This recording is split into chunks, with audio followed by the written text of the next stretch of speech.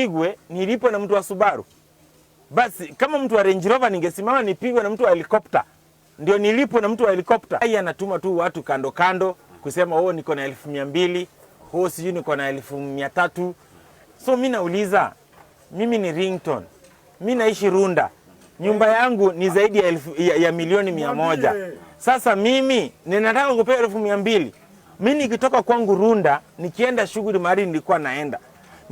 Mimi nilimchokoza Alai? Hapana. Ni mimi nilipigwa nikiwa ndani ya gari yangu. Siku hiyo nimeshuka, wananchi walikuja kwa kanitetea, wakakuja na vitu zote wakitaka kumpiga Alai, ndio nikapata nafasi nikashuka kutoka kwa gari yangu. Alai ameniattack ndani ya gari yangu. Umenielewa? So mimi sitafuti pesa, sitafuti kulipwa. Mimi kenye ninachotafuta ni kwamba natafuta tu sheria. Umenielewa? Mimi nataka ikue funzo tu. Hakuna chochote kenye nachopitia. Ninafurahia kwamba ninapitia kenye napitia. Naumwa kichwa, naumwa mwili. Saa hii hakuna kazi yote ninafanya. Mimi niko busy na mambo yangu ya biashara zangu. Saa hii sifanyi. Niko hospitali. Jana nimelala hospitali. Nimeamshwa nikiletwa hapo kwa sababu mwili kichwa kinaniuma. Umenielewa? So basically hata Sonka alikuja juzi kuniona. So mimi nataka tu kusema hivi. Yale napitia kwa sababu gani?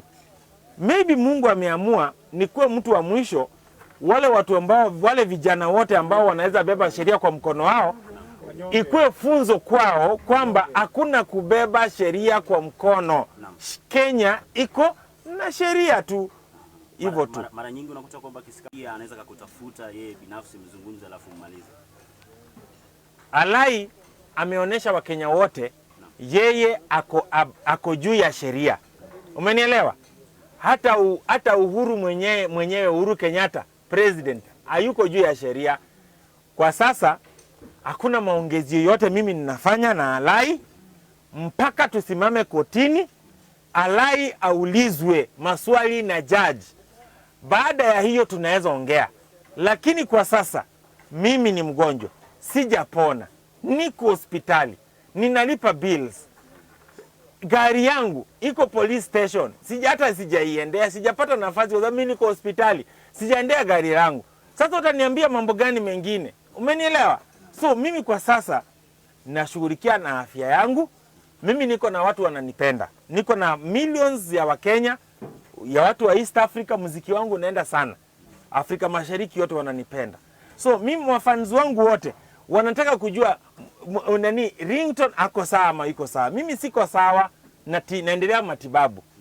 Ni hivi, nimekuwa juzi mpisha head scan. Nikaambiwa hata kuna mashini hawana, nitabidi niende South Africa nifanywe head scan nione kama aliniumiza kiasi gani. Kwa sababu pia sitaki kesi ishe leo, baada ya mwaka mmoja nianguke na nikufe ama ni faint. Umenielewa? Na ikue ni ile rungu nilipigwa. Mimi sitaki nitumike alafu kwa mtandao watu wasitumie jina yangu, kabila yangu kusema maybe Wajaluo hii Alai ni Mkenya, ako na kitambulisho, hafuati sheria. Niko na marafiki wengi sana, wengi wanatoka kwa sehemu moja na Alai, wananipenda, wamenitumia message hapa asubuhi wakiniambia tunakuombea upate justice. So ni hivyo. Chairman, kando na kuja kotini na